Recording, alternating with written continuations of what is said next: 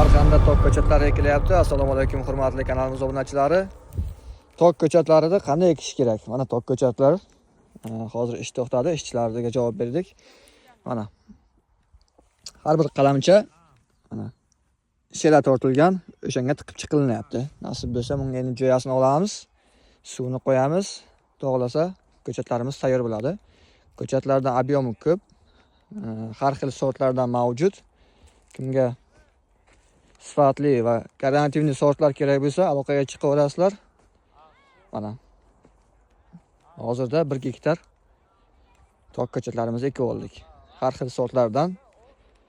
Kimga shunaqangi sifatli, ishonchli ko'chatlardan kerak bo'lsa, tok ko'chatlaridan yetkazib berish va garantiya berish zardi bo'ynimizga. Mana tayyor jo'yaga bitta suv qo'ysak, nasib bo'lsa, toklarimiz noyabr oylaridan tayyor bo'ladi.